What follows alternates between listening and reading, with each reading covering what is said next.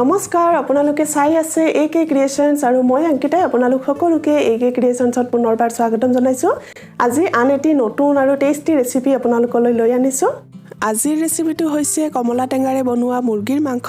যদি একেই ধৰণে মাংস খাই আমনি লাগিছে তেতিয়া হলে এই ধৰণে কমলা টেঙাৰে মুৰ্গীৰ মাংস বনাই আপুনি খাব পাৰে আপুনি বেলেগ এটা সোৱাদ পাব আৰু এই ৰেচিপিটো খাবলৈ খুবেই টেষ্টি হয় আৰু বনাবলৈও তেনেই সহজ আশা কৰিছো আপোনালোকে আজিৰ এই ৰেচিপিটো ভাল পাব কেনেকুৱা পায় কমেন্ট কৰি নিশ্চয় জনাব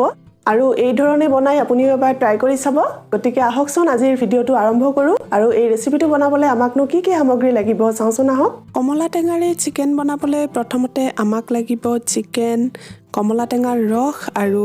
মছলাখিনি গতিকে এইখিনি মই ৰেডি কৰি লৈছো ইয়াত লৈছো দুটা পিয়াজ তিনিটা কেঁচা জলকীয়া 12 ফুটামান নহৰু আৰু আদা টুকুৰা লৈছো আৰু লৈছো 250 গ্ৰাম মান চিকেন আৰু দুটা কমলা টেঙাৰ ৰস উলিয়াই লৈছো এতিয়া মই পিয়াজ দুটা সৰু টুকুৰাকৈ কাটি লৈছো এই গুটেখিনি মছলা মিক্সিৰ জাৰ এটাত দি পেলাই ভালদৰে গ্ৰাইণ্ড কৰি লৈ মছলা পেষ্ট বনাই লম গতিকে মই মিক্সিৰ জাৰ এটা লৈছো আৰু কাটি লোৱা পিয়াজ নহৰু আদা কেঁচা জলকীয়া গুটেখিনি ইয়াত দি দিলো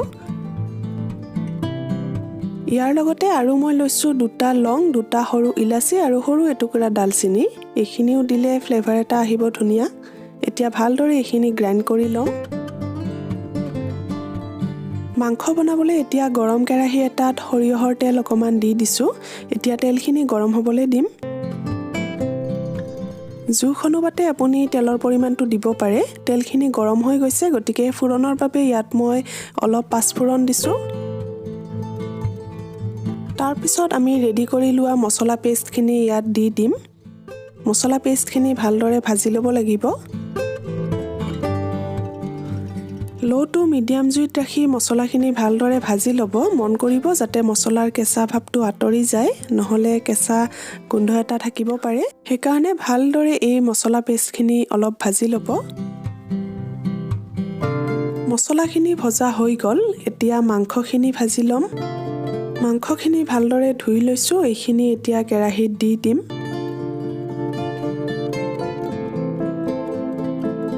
এতিয়া লো টু মিডিয়াম জুইত ৰাখি মাংসখিনি অলপ ভাজি ল'ম আৰু মাংসখিনি আজি মই মেৰিনেট কৰা নাই আপুনি বিচাৰিলে মেৰিনেট কৰি ল'ব পাৰে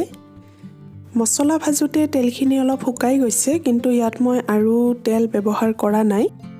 মাংসখিনি মছলাৰ সৈতে ভালদৰে মিহলি কৰি ললো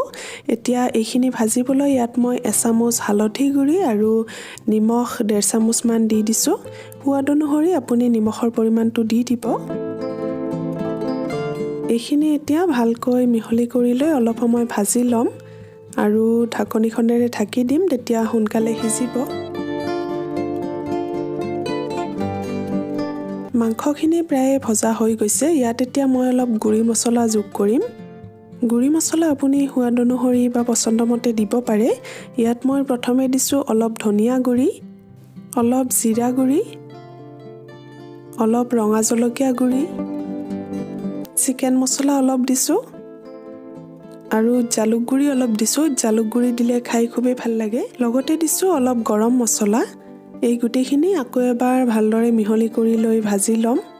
1-2 মিনিট মান সময় ভাজি ল'ম বহু বেছি সময় নাভাজো কাৰণ আপুনি নিশ্চয় দেখিছে কেৰাহীৰ তলিত লাগি যাব ধৰিছে আৰু জুইটো কমকৈ ৰাখিব বহু বেছি বঢ়াই নিদিব মাংসখিনি মছলাৰ সৈতে ভালদৰে ভাজি লোৱা হৈ গ'ল এতিয়া কমলাৰ ৰসখিনি ইয়াত দিবলৈ সময় হৈছে গতিকে কমলাৰ ৰসখিনিও দি দিলো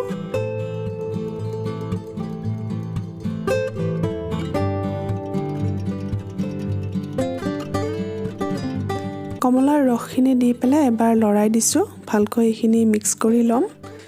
ইয়াত মই দুটা কমলাৰ ৰস ব্যৱহাৰ কৰিছো যদি আপুনি জোল কৰিব নিবিচাৰে তেতিয়াহলে পানী নিদিলেও হ'ব এনেকৈ অলপ সময় ঢাকি থৈ দিলে মাংসখিনি সিজি যাব কিন্তু মই অলপ থুপথুপিয়াকৈ জোল কৰিব বিচাৰিছো সেইকাৰণে 1 কাপ পানী দি দিছো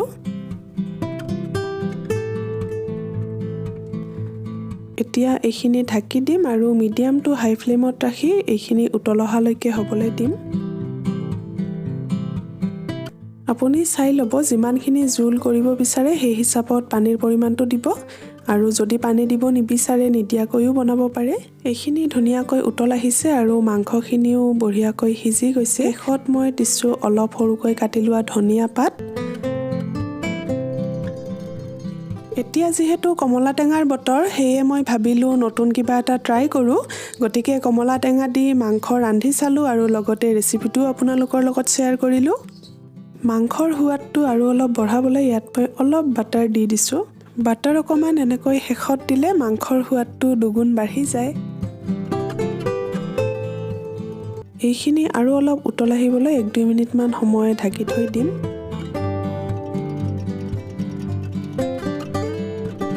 এয়া চাওক ধুনীয়াকৈ উতল আহিছে আৰু আমাৰ মাংস এতিয়া নমাবলৈ ৰেডি হৈ গৈছে। পানীখিনি বহুখিনি শুকাইছে আৰু গাঢ় হৈছে। গতিকে এতিয়া গেছটো অফ কৰি দিম আৰু এইখিনি 10 মিনিটমান সময় ঢাকি থৈ দিম। গতিকে এয়া পৰিৱেশন কৰিবলৈ ৰেডি হৈ গ'ল টেষ্টি কমলাৰে বনোৱা মুৰ্গীৰ মাংস। এয়া আপুনি ভাতৰ লগত, ৰুটি, পুৰি, পৰঠা আদিৰ লগত খাব পাৰে। এনেকৈ এবাৰ খাই চালে আপোনাৰ সদায় খাবলৈ মন যাব আৰু বাৰে বাৰে খাই থাকিবলৈ মন যাব। গতিকে এই ধৰণে যদি আপুনি কমলা টেঙাৰে মুৰ্গীৰ মাংস খোৱা নাই তেতিয়াহ'লে নিশ্চয় এবাৰ ট্ৰাই কৰি চাব আৰু কেনেকুৱা পায় মোক জনাবলৈ নাপাহৰিব। কেনেকুৱা পালে আজিৰ এই ৰেচিপিটো কমেণ্ট কৰি নিশ্চয় জনাব।